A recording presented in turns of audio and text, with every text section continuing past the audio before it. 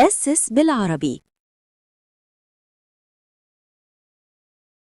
شيري أسس بالعربي، أهلا وسهلا بيكم في كورس المدرب الشخصي المعتمد من إيس شرح بالعربي شابتر 11 ألا وهو بعنوان Integrated Exercise Programming from Evidence to Practice. يعني إزاي بيتم تصميم البرامج التدريبية للتمرين بشكل متكامل من خلال المعلومات المبنية على أسس علمية لغاية التطبيق العام. من الحاجات اللي هناخدها مع بعض النهاردة Define and list the steps of evidence-based practice. هنتعرف على الممارسة اللي مبنية على الأدلة وإيه هي خطواتها، يعني إزاي تبني قراراتك في التمرين على معلومات مؤكدة مش كلام كده على النت وخلاص، وده من خلال البحث العلمي بجانب بقى إيه خبرتك وتقييمك للحالة بتاعت العميل.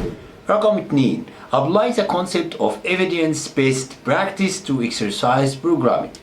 هنطبق هنا فكرة الممارسة المبنية على الأدلة العلمية، وده عشان نصمم برامج للتدريب فلازم يبقى المدرب عارف ايه هي الأبحاث وايه هي المصادر العلمية اللي يقدر يرجع لها عشان تحدد تمرين فعال على حسب حالة كل عميل.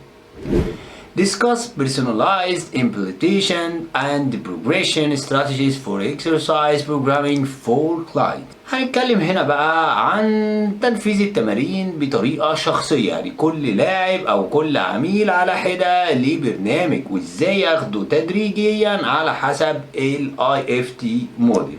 رقم 4 List key consideration for program maintenance. وهنا بقى لازم نتعلم بعض الاعتبارات اللي لازم نركز عليها عشان العميل يقدر يكمل في البرنامج التدريبي.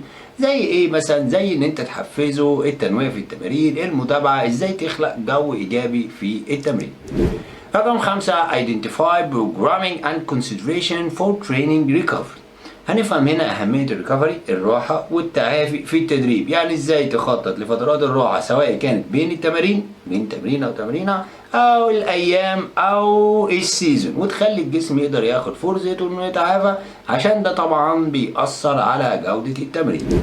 آخر حاجة Design personalized evidence-based cardiorespiratory and muscular training program for clients ranging from physically inactive to highly active individuals using research and programming tools from each phase of the AC integrated fitness training models.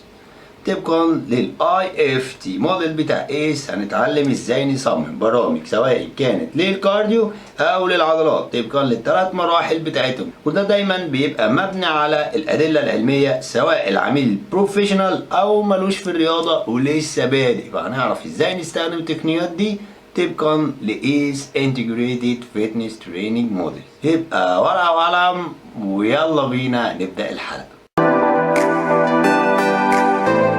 لازم تعرف ان كل جزء من تصميم اي برنامج رياضي لازم يبقى مبني على 3 حاجات مهمة مع بعض.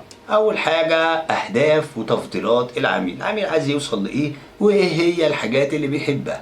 نمرة 2 خبرة ومعرفة المدرب، هل هو في المجال ولا جديد على المجال.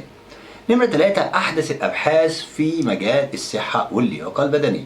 الطريقة دي في تصميم أي برنامج اسمها الممارسة المبنية على الأدلة، وده معناها إن إحنا بنصمم البرامج الرياضية ونتابع ونقيم بناء على معلومات مؤكدة من العلم سواء خدناها في الكورس هنا أو من ريسيرشز، ودي اللي بتساعد المدرب إن ياخد قرارات صح وبتكون فعالة أكتر بالنسبة للعميل.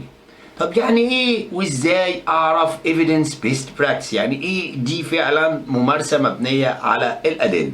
لازم تعرف اي بحث عايز تدور عليه وتتأكد منه مبني على 5 خطوات اساسية. اول حاجة السؤال واضح، احنا عايزين نعرف ايه بالظبط؟ كرياتين مثلا، هنبحث عن الكرياتين.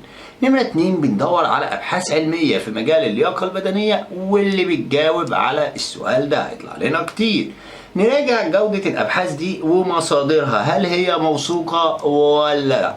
رقم 4 نبدأ نطبق المعلومات اللي طلعنا بيها من الأبحاث دي في تصميم البرامج بتاعت تمرين معين واحد بيقول عليه لقينا فعال ولا مش فعال.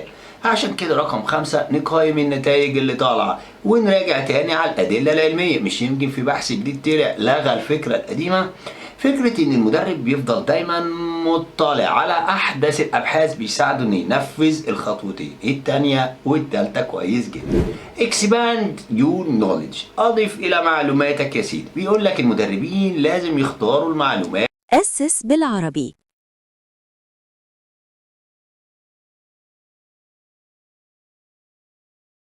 This is the most professional master trainer in the Middle East, Coach Ahmed Megahype, founder of Oso's Belarabi, a movement built to spread real fitness knowledge, helping other trainers learn the right way. Through sanity to nutrition, to injuries, to biomechanics, everything you need, all in one place. Join us now, this is your time. Step up strong, get on your grind. Oso's Belarabi, we lead the way. Be a pro, started too late. Join us now, this is your